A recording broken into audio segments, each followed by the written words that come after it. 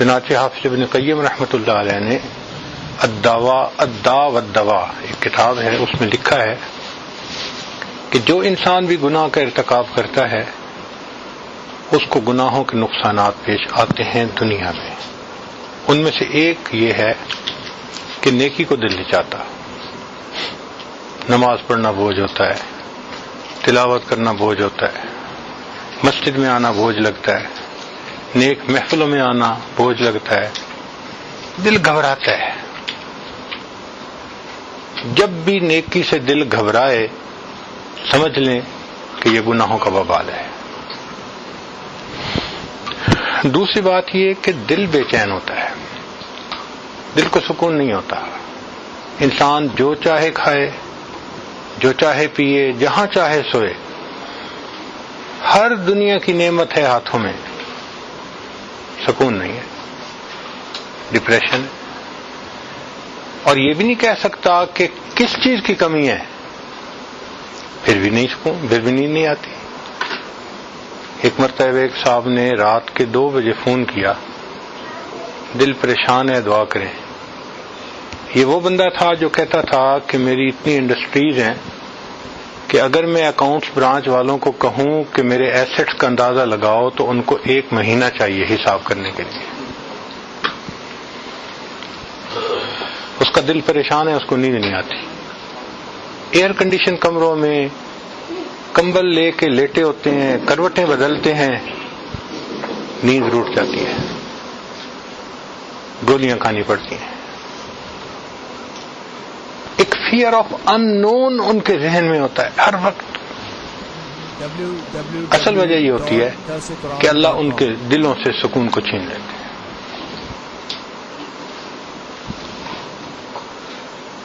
تیسری بات کہ ان کے زندگیوں سے برکت نکل جاتی ہے. برکت کا کیا معنی؟ کہ کوئی کام ان کا پورا نہیں ہوتا، ڈیل ہوتے ہوتے رہ جاتی ہے، نوکری ملتے ملتے رہ جاتی ہے، بیٹی کا رشتہ ہوتے ہوتے نہیں ہوتا. حضرت لوگ آتے ہیں، بیٹی کو پسند بھی کر جاتے ہیں، خوش جاتے ہیں، پھر جواب ہی کوئی نہیں دیتا. کام نہیں سمٹتے تو کاموں کا ادھورا رہ جانا یا اپنے وقت میں کاموں کا پورا نہ ہونا بے برکتی کی دلیل ہے. نہ صحت میں برکت. آپ دیکھیں 24 سال کا نوجوان، جی مجھے لو بیک پین ہے. یہ بے برکتی کی کتنی بڑی نشانی ہے کہ 24 سال کی عمر میں اس کو لو بیک کی پین. اللہ اکبر کبیرہ.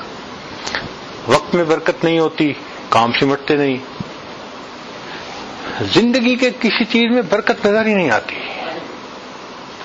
پھر ایک اس کے وبال یہ ہے کہ انسان سے نعمتیں چھننی شروع ہو جاتی ہیں.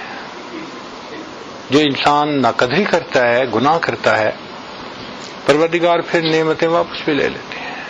ایک اصول یاد رکھیں کہ جو پروردگار نعمتیں دینا جانتا ہے وہ پروردگار نعمتیں لینا بھی جانتا ہے. اللہ تعالیٰ بندے کو ٹیبل کے دوسری طرف بٹھا دیتے ہیں. آج دینے والا تھا، کل مانگنے والا ہوتا ہے. حضرت ایک وقت تھا مٹی کو ہاتھ لگاتے تھے سونا بن جاتی تھی، آج تو سونے کو ہاتھ لگاتے ہیں مٹی بن جاتی ہے. حضرت لاکھوں لینے تھے ایک وقت تھا، آج لوگوں کے لاکھوں دینے ہیں. وقت بدل جاتا ہے، ایسے لگتا ہے کہ حالات رخ پھیر دیتے ہیں. عزت ذلت میں بدل جاتی ہے. انسان اپنی آنکھوں میں حقیر نظر آتا ہے اپنے آپ کو. اس لیے کہ نعمتوں کی قدردانی کی.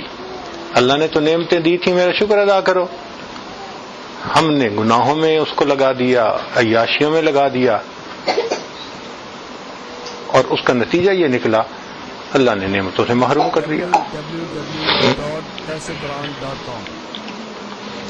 اور ایک اس کی نشانی یہ کہ دعائیں قبول نہیں ہوتی.